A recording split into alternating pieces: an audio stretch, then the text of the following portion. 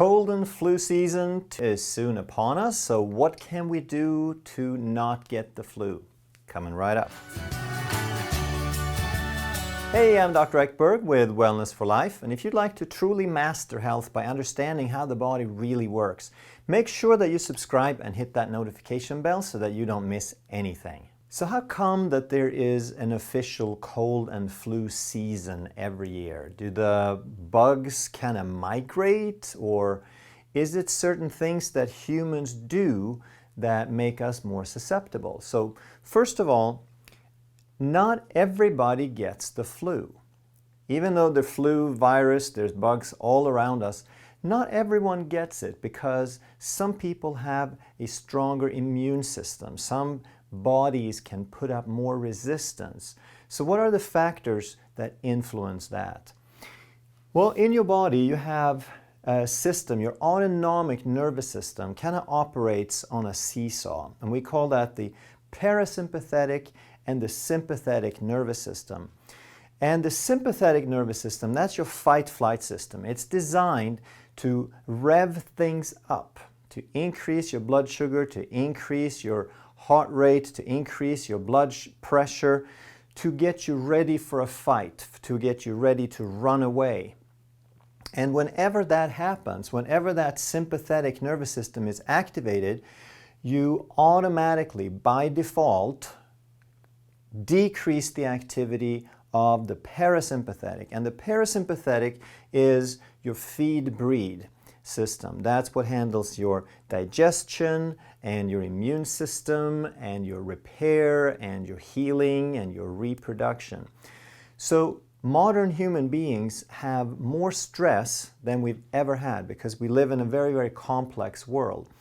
But starting somewhere around Halloween, it tends to increase, and that is why we become more susceptible. We increase our stress.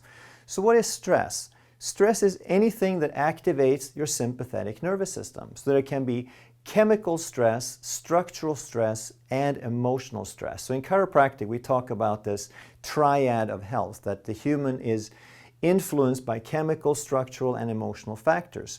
So chemical stress would be things like toxins and pathogens and unstable blood sugar, for example. All of those are chemical stresses.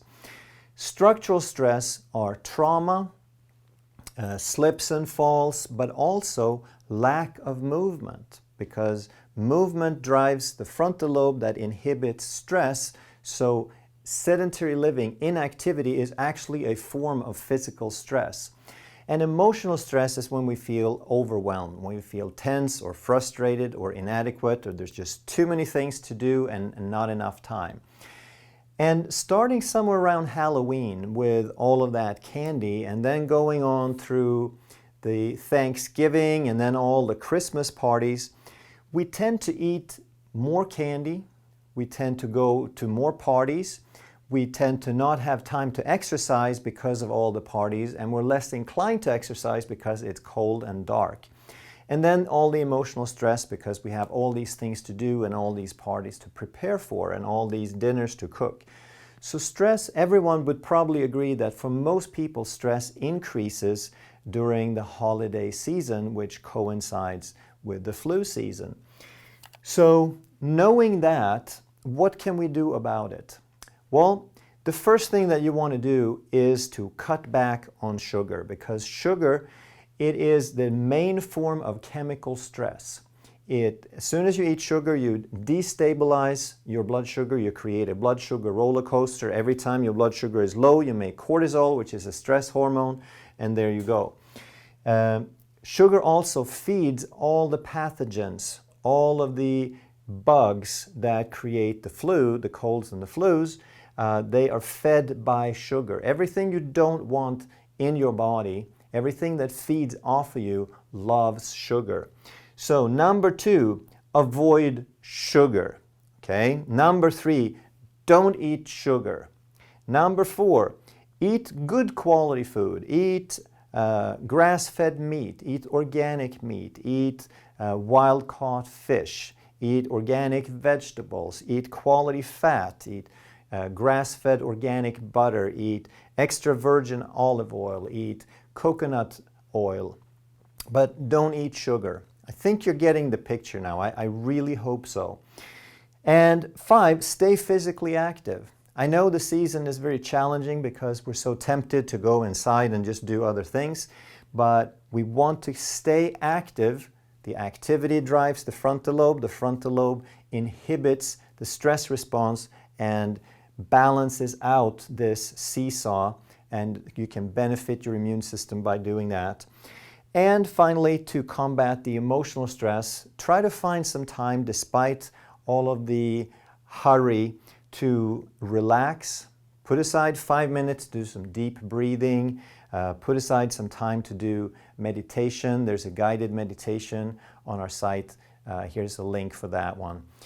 So there are a lot of things that we can do, and realize that the flu does not hit you accidentally. It does not land on you just because you have bad luck.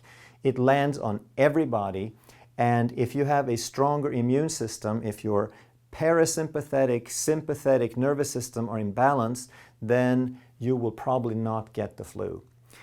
So a lot of people wonder about the flu shot, and I'm not going to get into a lot of detail there. My personal opinion is I don't get the flu shot, but I would recommend for everyone to do your research. Don't take my word for it, and even more importantly, don't take your medical doctor's word for it, and don't get the flu shot just because it's offered free at your local Kroger or Walmart or wherever else you happen to be.